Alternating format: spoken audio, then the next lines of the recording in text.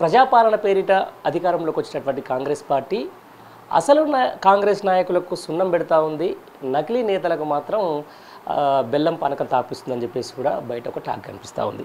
ఈ నేపథ్యంలో గత కొన్ని రోజులుగా కాంగ్రెస్ ప్రభుత్వానికి సంబంధించి సీఎం రేవంత్ రెడ్డి తీరుకు వ్యతిరేకంగా మాట్లాడుతున్నటువంటి కాంగ్రెస్ సీనియర్ నాయకులు బక్కా జడ్సన్ మనతో ఉన్నారు. ఆయన అడిగి ఒకసారి తెలుసుకుందాం అసలు ఏం జరుగుతుంది కాంగ్రెస్ పార్టీలో, ఈ 100 రోజుల పైగా పరిపాలన ఎలా సాగుతుందో దాని మీద ఆయన అడిగి మరిన్ని విషయాలు తెలుసుకునే ప్రయత్నం చేద్దాం. సార్ నమస్తే అండి. సార్ ఎట్లా ఉంది సార్? మరి మొత్తానికి మళ్ళీ మీకేదో షోకాజ్ నోటీసులు అని చెప్పేసి వార్త వినిపిస్తూ ఉంది, నేను ఎట్లా చూడొచ్చు? మరి వాస్తవాన్ని నాకు కూడా చేతికి అందలేదు. మన పెద్దలు మాజీ మంత్రి వర్యులు క్రమశిక్షణ సంఘం అధ్యక్షులు చైర్మన్ గారు, ఇప్పుడు planning commission vice chairman Chinna Reddy గారు ఇంటికి వచ్చిండ్రు. అప్పుడు నేను ఇంట్లో లేను, మా ఫ్యామిలీతో మాట్లాడి తర్వాత ఫోన్ మాట్లాడితే అర్జెంటుగా మాట్లాడాలి అది ఇదంటే ప్రజాభవన్లో కలుద్దామంటే సరే అని పోయి కలిసిన. మాట్లాడి కొన్ని అంశాలపైన మాట్లాడిండు. ఆ అంశాల మీద ఎక్కడ కూడా శాంతిటీ లేదు. కొంచెం అంటే ముఖ్యమంత్రి గారిని పైన కొంచెము తక్కువ మాట్లాడినాను. నేను మాట్లాడిన పర్సనల్గా నేను ఆయనతో నేనేం విభేదించి ఏం మాట్లాడలేదు. నేను మాట్లాడిందంట కంప్లీట్గా పాలసీ మ్యాటర్స్ పైన నేను మాట్లాడినా. 46వ జీవో గురించి మనం రాగానే మనం తీసేస్తామన్నాము. ఇవాళ అది అదే విధంగా కొనసాగుతుంది. 317 మనం రాగానే తీసేస్తామన్నాము. అధికార రాగానే ధరని తీసేస్తామన్నాము. కమిటీ వేసినాము. నవీన్ మిత్తల్ అట్టనే ఉన్నాడు, ఎట్లుండు అట్లా ఉన్నాడు. జయేష్ రంజన్ కానీ, సందీప్ సుల్తానియా కానీ ఇట్లా చాలామంది అట్నే కొనసాగుతుండ్రు అనేది నేను బహిరంగ ఉత్తరాలు రాసిన చెప్తున్నా. వాళ్ళ తరపున నేను నిలబడ్డా. ఈరోజు సోమేష్ కుమార్కు 25 ఎకరాల భూమి వచ్చింది, అన్ని బయటకు వస్తున్నాయి కానీ చర్యలు ఏముంటలేవు అనే దానిపైన మొన్న తాజాగా ఫోన్ ట్యాపింగ్ల పైన కూడా నేను ఒక రిపోర్టు చీఫ్ సెక్రటరీ మన కమిషనర్ గారికి ఇవ్వడం జరిగింది. అప్పుడు సినిమా కొనుగోలు ఇవన్నిటిపైన కూడా అప్పుడు జరిగినటువంటి కొన్ని పరిస్థితుల పైన నేను స్పందించుకుంటున్నా. దానిపైన నాకు షోకాజ్ నోటీస్ ఇవ్వడం జరిగింది. అలా పైపెట్టుగా అంటే నేను చాలా కంప్లైంట్లు అని వచ్చినాయి. చాలా కంప్లైంట్లు అంటే ఏ కంప్లైంట్ అనేది ఒక చాలా కంప్లైంట్ల మీద ఎవరు నురి చేయరు. ఒక కంప్లైంట్ చాలా కంప్లైంట్లు ఏందో అవి తెలిపి ఒక నూరి తీస్తారు, లేకుంటే శిక్షిస్తారు. కానీ ఈరోజు ఒక లైన్ రాసేసి చాలామంది కంప్లైంట్, చాలామంది ఎవరు కంప్లైంట్. నేను బట్టి గారి గురించి ఒకటే మాట్లాడినా. బట్టి గారు పర్సనల్ ప్రోగ్రామ్ పోలే, కింద కూర్చొని నేను నా పర్సనల్ మొక్కుబడి ఉన్నది కాబట్టి నేను కింద కూర్చుంటానని లేదు. ఇది ఆయన ఒక ఉప ముఖ్యమంత్రి హోదాలో అఫీషియల్గా పోయింది. అది అఫీషియల్ ప్రోగ్రామ్, అన్అఫీషియల్ ప్రోగ్రామ్ కాదు. నువ్వు ఫ్యామిలీతో పట్టుకొని నువ్వు కొరుగు దండాలు పెట్టు, నువ్వు తురుగు తిండు, నువ్వు ఎన్నన్నా పర్సనల్ ఫ్యామిలీతో నువ్వు పొరుగుకోవచ్చు. కానీ అఫీషియల్గా ఉన్నప్పుడు నువ్వు ముఖ్యమంత్రి పక్కన ఈయన పక్కన మంత్రులు కూర్చోవాలి అనేది ప్రోటోకాల్. ఇక్కడ ముఖ్యమంత్రి గారు సత్యమని కూర్చుండ్రు, ఈయన పోయి కింద కూర్చుండు. అది బహుజనులకు అందరికి కూడా కొంచెం పెయిన్ఫుల్గా ఉంటుంది కదా. అది నేను దాని గురించి నేను కొంచెం గట్టిగా స్పందించడం జరిగింది. ఎందుకంటే నేను హర్ట్ అయినా కాబట్టి, నాకు పెయిన్ అయింది కాబట్టి, నా వర్గాలు బాధపడ్డారు బహుజనులు బాధపడ్డారు కాబట్టి నేను దానిపైన స్పందించడం జరిగింది. కానీ దీంట్లో ఒకటే సార్, అంటే నిజంగా ఆయన మళ్ళీ ఇది జరిగింది, ఆయన వచ్చి మళ్ళీ బయటకు వచ్చేసి నా ఉద్దేశపూర్వకంగా నేను కూర్చున్నా అని చెప్పడం జరిగింది. బట్ ఇది ఏమవుతుందంటే ఒక ప్రోటోకాల్, ఈయన డిప్యూటీ సీఎం హోదాలో ఉన్నారు, అక్కడ ఉన్నటువంటి మంత్రులు ఏమో పైన కూర్చున్నారు, ఈయన కావాలని కింద కూర్చున్నారా, ఆయనకు అవమానం జరిగిందా లేదని కావాలని ఆయన కింద కూర్చునే ప్రయత్నం చేసిన అనేది మాత్రం ఒక క్లారిటీ అయితే కావాలి. ఇప్పుడు బ్రదర్ ఆయన అట్లా అననికి అది అన్అఫీషియల్ ప్రోగ్రామ్ అని నువ్వు అనొచ్చు. అఫీషియల్ ప్రోగ్రామ్గా అస్సలు కుదరదు అది. నేను గవర్నమెంట్ హోదాలో నేను పనిచేసిన ప్రోటోకాల్ ఎట్లుంటారో నాకు తెలుసు. అస్సలు కుదరది అది. 100% ప్రోటోకాల్ డిపార్ట్మెంట్లో ఉన్నోళ్ళు, ఆ కుర్చీలు అట్లా ఏర్పాటు చేసిన వాళ్ళు దానికి కూడా అందరిపైన యాక్షన్ తీసుకోవాల్సిందే. నాకు షోకాజ్ ఇచ్చినాడు కాదు, ఆ ఏర్పాటు చేసిన వాళ్ళపైన నువ్వు షోకాజ్ నోటీస్ ఇవ్వాల్సిన అవసరం ఉన్నది. ఇంకోటి ఏందనంటే నేను తీసిన పెద్దది ఏందనంటే ఇంకోటి అంటే చాలా కంప్లైంట్ నా కంప్లైంట్ ఎందుకు ఉండాలో నాకు అనిపించాలి కదా. నరేంద్ర మోడీ గారు ప్రధానమంత్రి గారు హైదరాబాద్కి వచ్చారు. 2 రోజులల్లా ఎన్నికలు అంటే 2 రోజులల్లా ఇక నోటిఫికేషన్ పడుతుంది అనగా ఆయన వచ్చిండు. ఒక ముఖ్యమంత్రిగా ఒక పార్టీ అధ్యక్షునిగా కూడా ఉన్నాడు ఆయన. ఒక దిక్కు ఈడీని సిబిఐలను పెట్టి రాహుల్ గాంధీ గారికి, సోనియా గాంధీ గారికి ఈడీ సమన్లు పంపుతారు. గంటలు గంటలు వాళ్ళను అందులో చెప్తారు. వాళ్ళ వ్యతిరేకంగా రాహుల్ గాంధీ గారు భారత్ జోడో యాత్ర చేస్తాడు. అర్థమైందా? వాళ్ళందరినీ ప్రతిపక్ష కాంగ్రెస్ పార్టీకి మద్దతు ఉన్నటువంటి ఇండియా కూటమిలో చాలామందిని జైళ్ళల్లో పెడతా ఉంటాడు.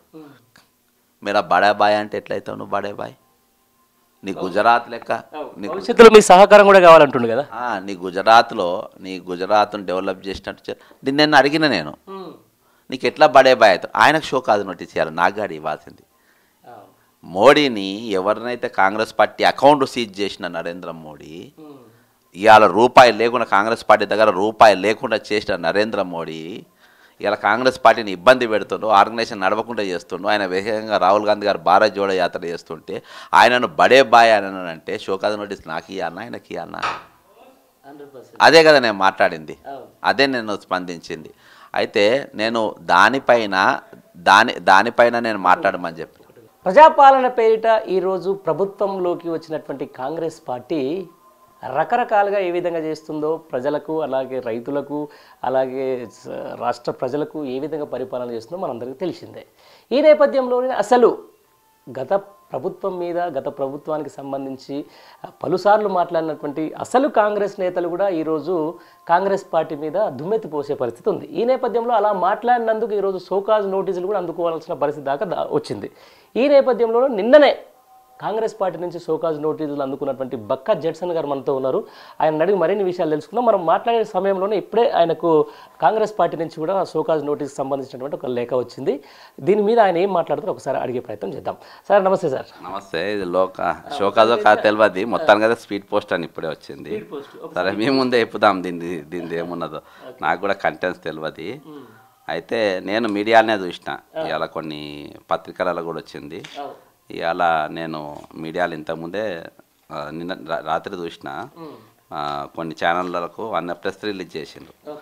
సరే ఇప్పుడు ఏదేమున్నా కానీ నేను 34 సంవత్సరాలుగా కాంగ్రెస్ పార్టీలో క్రియాశీలకంగా పనిచేసిన. ఇప్పటి కూడా రాజశేఖర రెడ్డి గారి వాళ్ళ ఫోటోలే మా ఇంట్లో ఉంటాయి, రాహుల్ గాంధీ ఫోటోలు వాళ్ళవి. ఇగో ఇదే షోకాజ్ నోటీసే. ఇది నాకు ఇచ్చిన బహుమతి. 34 సంవత్సరాలుగా అర్థమైందా నా కుటుంబాన్ని వదిలేసి, నా కుటుంబానికి దాదాపు గత ప్రభుత్వం పైన 179 కేసులు పెట్టిన, ఈడీల సిబిఐల అండ్ల. కానీ ఏ రోజు కూడా ముఖ్యమంత్రి గారు నన్ను పిలిచి, ఇప్పుడు అప్పటి పిసిసి అధ్యక్షుంది, అరే జడ్సన్ ఇన్ని కేసులను కొట్లాడుతున్నావు, నీకు ఏమన్నా లీగల్ సపోర్ట్ నేను చేయాలన్నా, లేకుంటే మరి ఒక డ్రాఫ్టింగ్ చేయాలంటే, ఒక కేసు డ్రాఫ్టింగ్ చేయాలంటే మినిమము $200 తక్కువలో అవుతాయి. కోట్ల కేసులకు ఇంకెక్కువ అవుతాయి. ఇన్ని చేస్తున్నావు, మరి మేము సపోర్ట్ అనేది ఏ ఒక్కరోజు ₹1 ఒక ఆటాన్ని నేను ఇవ్వలే. నా పిల్లలతో నేను ఇచ్చే సమయాన్ని పార్టీకే పెట్టిన, నేను నా యవ్వనాన్ని కాంగ్రెస్ పార్టీకే పెట్టిన, నా జీవితం మొత్తం పార్టీకే పెట్టిన. రిటర్న్ నాకు వచ్చే డబ్బులకి వెళ్ళి, నాకు వచ్చే ఇండ్ల రెంట్ కిరాయిలకి వెళ్ళి, నాకు వచ్చే ఆదాయంకి వెళ్ళి కూడా నేను కాంగ్రెస్ పార్టీ ఖర్చు పెట్టిన. ఇంత చేసిన దానికి నాకు ఈరోజు ఇచ్చిన నాకు బహుమతి ఏంటంటే నాకు షోకాజ్ నోటీస్ ఇచ్చారు. ఇది నేను చేసిన తప్పేంది? నేను అనేకమైన పోరాటాలు గత ప్రభుత్వం మీద చేసిన. ఈరోజు కూడా మనం ఇచ్చిన వాగ్దానాలపైన ఎందుకంటే నిలబడ్డా ప్రజల పట్ల. ఈరోజు నేను నిలబడి నన్ను చర్చిస్తే, నేను దేన్ని ఉద్యమాలు చేసినా, ఇద్దరం మాట్లాడుకుంటే నాయే ఎక్కువ ఉంటాయి. నేను చర్చ అవసరం లేదు, నాదే ఎక్కువ ఉంటుంది. నేను ఎక్కడ అన్కాంప్రమైజ్, మీరు స్టేట్మెంట్ ఇచ్చిన నేను ఎక్కడ ఇన్ని పైసలు ఇన్ని కేసులు నేను ఖర్చు పెట్టినా ఒకరిని బ్లాక్మెయిల్ చేసింది లేదు, ఒకరిని బెదిరించింది లేదు, ఒకరిని నేను అడిగింది లేదు. ఇవాళ నేను సొంతంగా నేను కేసులు వేసి మేము నిలబడి ఇది చేస్తే అందరికీ పదవులు ఇస్తావు. బీఆర్ఎస్కి వెళ్ళి రంజిత్ రెడ్డి అంటూ జాయిన్ చేసుకుంటావు, బీఫామ్ ఇస్తావు. నిన్నటిదాకా నీలం మధు అనేటోడు ఆయన చేపట్టి 2 సీట్లు ఓడిపోయింది, సంగారెడ్డి ఓడిపోయింది, పటాన్చెరు ఓడిపోయింది. అమ్మ నా బూతులు తిట్టిండు దామోదర్ రాయనరసింహ కానీ, కాంగ్రెస్ నాయకులకు కానీ, కాంగ్రెస్ పార్టీ ఓటేని అమ్మ నా బూతులు తిట్టినోనికి ఈరోజు మీరు ఎంపీ టికెట్ ఇచ్చిండ్రు. చామల కిరణ్ కుమార్ రెడ్డి భువనగిరి అభ్యర్థి ఎవరికి రాహుల్ గాంధీని టైమ్స్ కూర్చొని గంటలు రాహుల్ గాంధీని భయంకరంగా తిట్టిండు, రాహుల్ గాంధీని పప్పు అని చెప్పిండు. ఈరోజు నువ్వు ఆయనకు టికెట్ డిక్లేర్ చేసినావు. నాకేమి ఇచ్చినావు? నువ్వు షోకాజ్ నోటీస్ ఇచ్చినావు. అర్థమైందా? ఇది న్యాయం. ఏది? కాంగ్రెస్ పార్టీని నమ్ముకొని ఏ పార్టీ, కాంగ్రెస్ జెండా తప్ప ఇంకో జెండా నేను పట్టుకోలేదు, ఏ రోజు రేపు కూడా పట్టుకోలేదు. నా జీవితంలో ఇంకో జెండా పట్టుకోను అని కాంగ్రెస్ పార్టీకి అంకిత భావంతో ఉన్నోనికి, కాంగ్రెస్ పార్టీ ఐడియాలజీ నమ్ముకొని నేను ఉన్నోనికి ఈరోజు నాకు ఇచ్చిన బహుమతి ఇది. నేను చేసిన నేరం ఏందనంటే, రాహుల్ గాంధీ గారు భారత్ జోడో యాత్ర నడుస్తూ ఉండు. నరేంద్ర మోడీ అనేటోడు బ్యాంకులు సీజ్ చేసిండ్రు, రూపాయి కాంగ్రెస్ పార్టీకి లేకుంటే అకౌంట్ సీజ్ చేసిండ్రు. ఆఫ్టర్ ఆల్ 14 లక్షల రూపాయలు లెక్క అప్పుడు మోతిలాల్ వోరా గారు ఉన్నప్పుడు చూపియలేదనే దాంతో ఈరోజు సోనియా గాంధీ గారికి ఈడీ సమ్మన్లు వస్తాయి, రాహుల్ గాంధీ గారికి ఈడీ సమ్మన్లు వస్తాయి. రోజులు గంటలు వాళ్ళ ఇంట్రాగేట్ చేస్తూ వాళ్ళు హైదరాబాద్కి వస్తారు. 2 రోజులు అనగా ఇక పార్లమెంట్ ఎన్నికలు నగారా మోగే ముందు నువ్వు స్టేజ్ మీదకి ఎక్కి నరేంద్ర మోడీ మేరా బడాబాయ్ హై, నీ గుజరాత్ లెక్క నా రాష్ట్రాన్ని కూడా డెవలప్ చేయడానికి నువ్వు సహకరించాలి అని అడిగినావంటే ఆయన చేసిన డెవలప్మెంట్ గోద్రానా మనకు సృష్టించింది అనే దానిపైన నేను అడిగిన, దాని మీద నేను ప్రశ్నించిన ముఖ్యమంత్రి గారిని.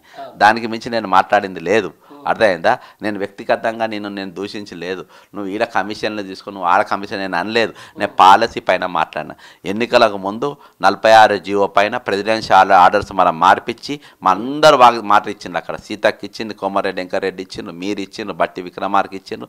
ఎన్నికలు అయిపోయినాయి, ఒక కమిటీ వేసిన, మొత్తం నౌకర్లు ఇచ్చిండ్రు. పిల్లల తరపున నేను నిలబడ్డా, వాళ్ళు దీక్ష చేస్తే పోయి వాళ్ళ దగ్గర కూర్చుందా. ఎందుకంటే ఎన్నికల ముందు నువ్వు నేను చెప్పినాం కాబట్టి నీకు నడిచిపోతుంది, మాకు నడవదు. మేము మాట అంటే మాట పైన ఉండేటోళ్ళం మేము. అర్థమైందా? రాజశేఖర రెడ్డి గారి శిశువులము, మాట పైన ఉండేటోళ్ళం మేము కాబట్టి అది. దాని తర్వాత 317 జీవో పైన సరే దాని మీద ఒక కమిటీ వేసాను. ఈరోజు ప్రభుత్వం రాగానే ధరణి అనేది మనం రద్దు చేస్తున్నామని చెప్పారు, ఒక కమిటీ వేసారు. కమిటీ చేస్తే ఇక్కడ ఎక్కడ రద్దు అయిపోయింది, 100 రోజులు గడిచిపోయింది. రాగానే అది రాహుల్ గాంధీతో వరంగల్ డిక్లరేషన్లు చెప్పించారు. కాంగ్రెస్ రాగానే మేము ధరణి రద్దు చేస్తామని చెప్పించారు. 2 లక్షల ఉద్యోగాల భర్తీ అని చెప్పేసి అశోక్ నగర్ చౌరస్తా రాహుల్ గాంధీ గారిని తీసుకొచ్చి చెప్పించారు. ఆయనతో మనం మాట ఇప్పించినాం. ఆ మాట పైన మనం కట్టుబడాలి, ఉండాలని చెప్పేసి నేను బహారంగా మాట్లాడాను. నేను ఉత్తగా నేను ఇంట్లో కూర్చొని నీకు ఉత్తరాలు ఏం రాయలే.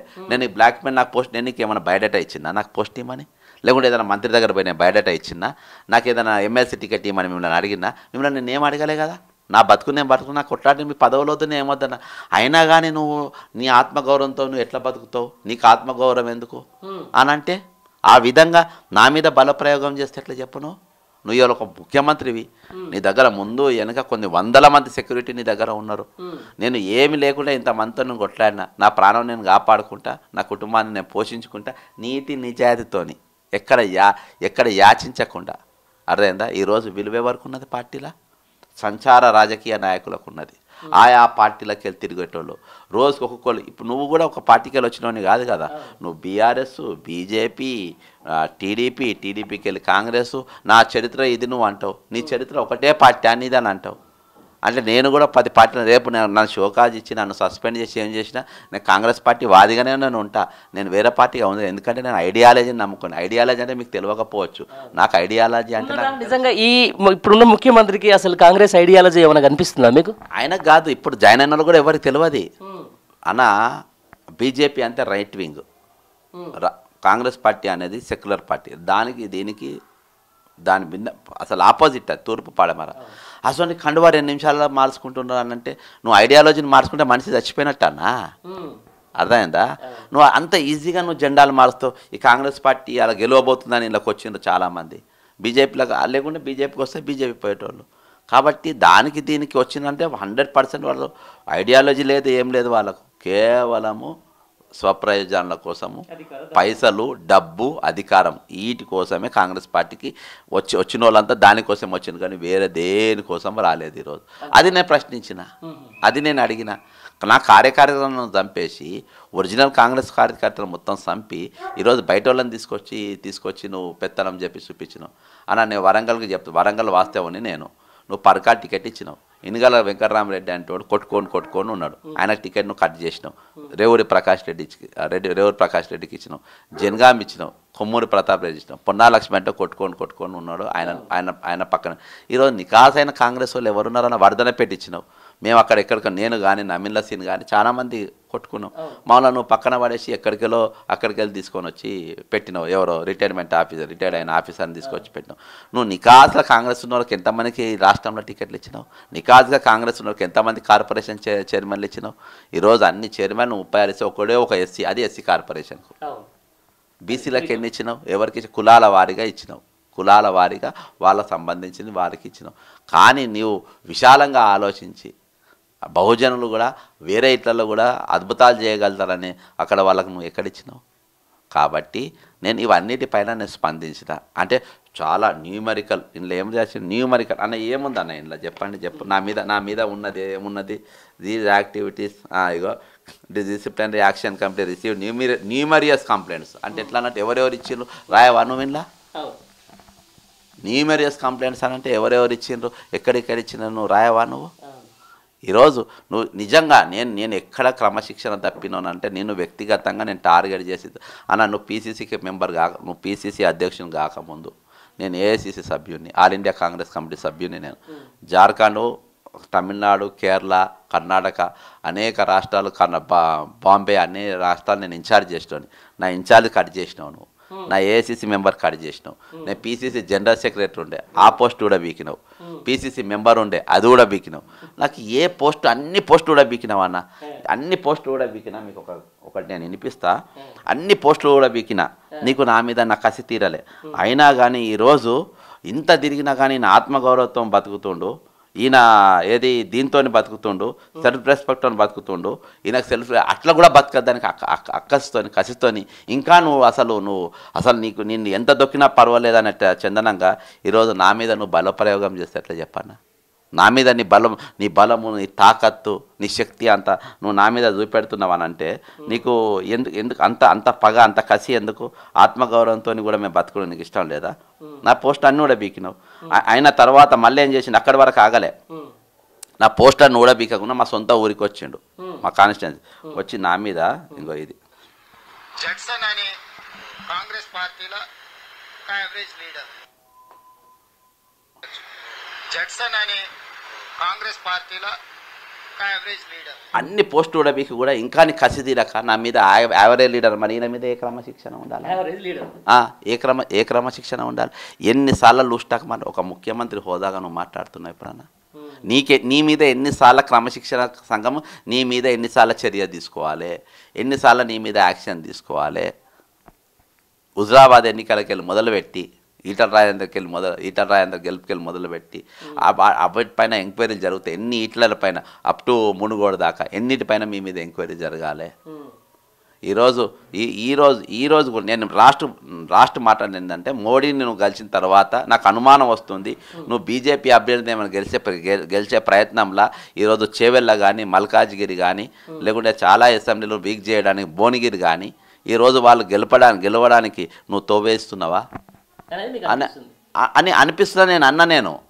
నేను అన్నా ఇయాటి కూడా నాకు అనుమానం స్ట్రాంగ్ ఉన్నది నాకు మరి బడే బాయ్ అంటే ఏందన్నట్టు అన్న ఎన్నికల ముందు నిజంగా ఒక ముఖ్యమంత్రి చేయాల్సిన రాజశేఖర రెడ్డి గారు అయితే ఏం చేసేటోళ్ళంటే నేను చెప్తా రాజశేఖర రెడ్డితో దయచేసి మీరు పోల్చుకోవద్దు ఎప్పుడు రేవంత్ రెడ్డి గారు మీకు ఆయనకు జమీన్ ఆస్మాన్ వరకు ఆయన అయితే ఏం చేసేటోడంటే నీవు తెలంగాణ ఇచ్చే ముందు తెలంగాణ 2014 రియాక్సేషన్ కమిటీలో ఉన్నటువంటి చట్టంలో ఏం చేసినట్టే కాజీపేట కోచ్ ఫ్యాక్టరీ ఉన్నది గత ప్రభుత్వం చేయలేదు నువ్వు మోసం చేసినావు నరేంద్ర మోడీ బయ్యాల ముక్క ఫ్యాక్టరీ అన్నావు నువ్వు మోసం చేసినావు నువ్వు ట్రైబల్ యూనివర్సిటీ అన్నావు నువ్వు మోసం చేసినావు కాబట్టి నీ సభను నేను బహిష్కరిస్తున్నా నీకు వస్తలేనంటే కాంగ్రెస్ వన్ సైడ్ గెలిచేది ఇక్కడ బీజేపీ ఒక్క సీట్ కూడా గెలిచేది కాదు ఈరోజు బీజేపీ ఒక్క సీట్ కూడా గెలిచేది కాదన్నా అర్థమైందా అసోంటి నువ్వు ఆ సభను బహిష్కరించకుండా నువ్వు పోయి బడే బాయ్ అని చెప్పేసి ఇక్కడ వాళ్లకు నువ్వు ఒక తువ్వ ఇచ్చినావు దాని మీద నేను మాట్లాడినా నేను తప్ప అన్నది మాట్లాడింది అది నేను తప్ప నేను నేరమా నేను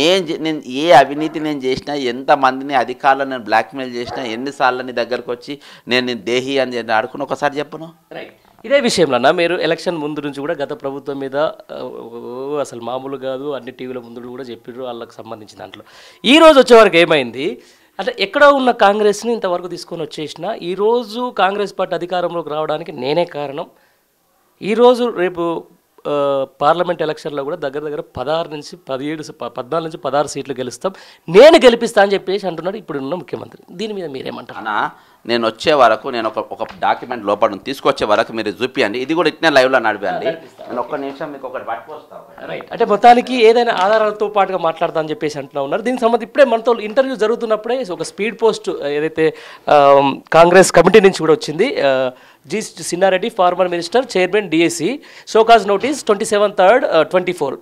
The disciplinary action committed to TPCC has received numerous complaints from various sources of the party regarding your anti-party activity where you are openly criticizing the Congress party politics, policies and programs and also against the PCC President and Chief Minister of Telangana. In your interview to the various YouTube channels, the activity adopted by you will definitely attract the disciplinary rules of the Congress Party Constitution. Hence, you are the hereby directed to submit your explanation within 3 days of this showcase notice, feeling which will be constructed that you have no explanation to offer and disciplinary action would be initiated against you as per the rules and procedures of Congress Party Constitution. You have to submit your explanation within the days from the date of the showcase notice. అంటే 3 రోజుల పాటు 3 రోజులలో మీరు ఖచ్చితంగా దీనికి సమాధానం చెప్పాలని చెప్పేసి అంటున్నా ఉన్నారు. రైట్, ఇప్పుడు మీరు చెప్పేది ఏందో చెప్పండి ఒకసారి. ఈ మొత్తం నేను గత ప్రభుత్వం మీద ఇచ్చిన 100 కేసులు అర్థమైందా? ఈ కేసుల మీద మీరు కొట్లాడిన కేసులు ఎన్ని పరిష్కారమైనాయి, ఎన్ని ప్రజల్లోకి తీసుకుపోయారు, ఎన్ని టచ్ చేసి వదిలేసిండ్రు, ఎన్ని టచ్ చేసి వదిలేసిండ్రు.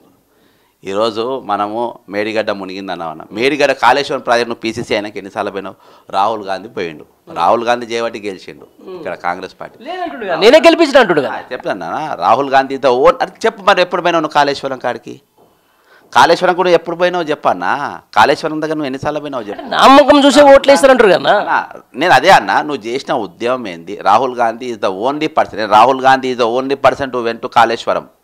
ఆయన మాత్రమే కాళేశ్వరం దాకా పోయాడు, మేడిగడ్డ మీద పోయి నిలబడ్డాడు. ఇక్కడ తప్పు జరిగింది పోయినా ఇప్పుడు దాని చుట్టే తిరుగుతుంది కానీ నువ్వు మొత్తం పోతలేవు కదా. ఇవాళ కూడా నువ్వు అక్కడనే ఉన్నావు కదా. నువ్వు మేఘా కృష్ణారెడ్డి మాట ఈ రోజు వరకు నువ్వు ఒక్కరోజు కూడా ప్రస్తావించలేదు కదా నువ్వు అసెంబ్లీలో. నువ్వు దేనిపైన నువ్వు ఇక్కడ మొత్తం చెరువులలో కట్టిండ్రు, ఇల్లు బిల్డింగ్లు కట్టి కూలగొడదు. నువ్వు ఏ బిల్డింగ్లు కూడా కొట్టినావు? నువ్వు దేని నువ్వు మాట్లాడినావు? ఎక్కడ నువ్వు ఇచ్చిన ప్రెస్ మీట్ పైన దేనిపైన నువ్వు ఇది పోయినావు? కాబట్టి అన్న అది తవ్వుతూ ఉంటే వెళ్తూ ఉంటాయి. నువ్వు చేసిన ఇగో ఇన్ని నా ఉద్యమాలు, నీ ఉద్యమాలు ఏందో చూపించరాదండి. ప్రజలను మేము ఒప్పించినాం. ఏ యూట్యూబ్ ఛానళ్ళ వల్ల అన్నారు, అది కేటీఆర్ గారే స్వయంగా అన్నారు, యూట్యూబ్ ఛానళ్ళ వల్లనే మేము ఓడిపోయినామని. వాస్తవానికి మీరు కూడా యూట్యూబ్ ఛానల్ ముందు ప్రతిరోజు కనపడుతూ ఉండేవాళ్ళు, గత ప్రభుత్వం మీద బురద చల్లుతూ ఉండేవాళ్ళు. మరి నిజంగా ఈ రోజు కూడా అదే జరుగుతుంది కదా. అవునన్న, ఏకంగా మేము ఒక పుస్తకమే తీసినాం కదా, ఒక పుస్తకం తీసే మేము కొట్లాడినాం కదా. ఈరోజు మేము ప్రతి దానికి నాకు నువ్వు ఏది చెప్తే నేను దానికి ఆన్సర్ చెప్తాను. ఏ ఫైట్ అంటే అన్కాంప్రమైజ్డ్గా డిఓపీటీకి నేను ఎన్నిసార్లు పోను అన్నిసార్లు పోయినా, ప్రెసిడెంట్ ఆఫ్ ఇండియా దాకా పోయినా, ఈడీ ఆఫీసుల దాకా పోయినా, సిబిఐల దాకా పోయినా, పర్సనల్గా పోయి వాళ్ళతో నేను కూర్చొని మాట్లాడిన సందర్భంలో ఒక సందర్భంలో అయితే నాకు ఏకంగా రాష్ట్రపతికి నా పిలుపు వచ్చింది. రాష్ట్రపతికి నా పిలుపు వచ్చింది. నా డాక్యుమెంట్స్ అన్ని చూసి అవన్నీ వాళ్ళు ఇది చేసి నమ్మి పిలుపు వచ్చి తెల్లారి అది కిషన్ రెడ్డి గారు అది కలవకుండా నన్ను ఆపిండ్రు. సరే అక్కడ ఈయన గెలవనికి లేదని చెప్పేసి, సరే ఇదంతా ఒక ఎత్తు. కానీ నేను ఎక్కడి వరకు రీచ్ అయినా, నువ్వు ఎక్కడి వరకు రీచ్ అయినావు? ముఖ్యమంత్రి పదవి వచ్చింది కదా అన్న. ఒకటన్నా, ఈరోజు నువ్వు నాకు షోకాజ్ ఇచ్చినావు, నాకు ఏం ఫరక్ పడదు. ఎందుకంటే నేను దీని మీద నేనేం బతుకుతలేను. దీనికి షోకాజ్ వస్తే ఏడ్చేటోళ్ళు బతికేటోళ్ళు ఇది చేస్తారు. మీ దగ్గరికి ఒకరోజు స్టేట్మెంట్ ఇస్తే తెల్లారి వచ్చి నేను అట్లా ఉంటా. నేను నికాస్గా ఉంటా. నేను ఎప్పుడు రేపు కాదు ఏ రోజు కూడా రేవంత్ గారి దగ్గర నేను పోను. నేను దేని గురించి నేను బేరమాడ నువ్వు నా మీద నువ్వు దాడి చేసేటప్పుడు నాకు రీజన్ చెప్పకుండా దాడి చేస్తే ఎట్లా? నేను నీ మాటని ఒకటి అన్నా, మోడీ నువ్వు అన్నావు, సోనియా గాంధీ వాళ్ళని లోపటేస్తున్నా అన్నావు, నేను అన్నా తప్పేమున్నది? నేను షోకాజ్ నోటీస్ నీకు ఇవ్వాలని నేను అన్నా. పబ్లిక్ నా అన్ని పదవులన్నీ బీకేసి నువ్వు వరంగల్కి పోయి బక్క జెర్సీ ఒక యావరేజ్ లీడరు, పెద్ద ముందే వెనక చాలా మాట్లాడిండు, పెద్ద లీడర్ కాదు తీసి అవతల వాడేస్తా అది ఇదని అన్నావు. ఇవాళ ముఖ్యమంత్రి కాక ముందు ఇచ్చి నువ్వు నెరవేర్చిన ఎజెండా ఏంటంటే, నువ్వు ఇచ్చిన వాగ్దానం నెరవేర్చింది ఏంటంటే ఇది అన్నట్టు నాకు షోకాజ్ నోటీస్ ఇప్పించి. మొత్తం నేను అదే చెప్పబోతున్నా మీకు ఆయననేమో షోకాజ్ నోటీస్ ఇచ్చే స్థాయిలో ఆయన ఉన్నాడు. మీరు ముందు నుంచి కాంగ్రెస్ కోసం కొట్లాడినరు, గత ప్రభుత్వాల మీద కొట్లాడారు, మీరేమో షోకాజ్ నోటీస్ తీసుకునే స్థాయిలో ఉన్నారు. దీన్ని ఎట్లా చూస్తారు మరి? అవునా, ఇది తెలంగాణకు దోపిడీ చేసిన వాళ్ళు. ఇవాళ నేను రంజిత్ రెడ్డి అంటున్నా. రంజిత్ రెడ్డి అంటారు కోళ్ళ దొంగ గుడ్ల దొంగ అని చెప్పి నువ్వు అన్నావు. ఈరోజు రంజిత్ రెడ్డి అని నికాస్ అయిన మనిషి అని చెప్పి నువ్వు ఇవ్వగలుగుతావా రేవంత్ రెడ్డి గారు?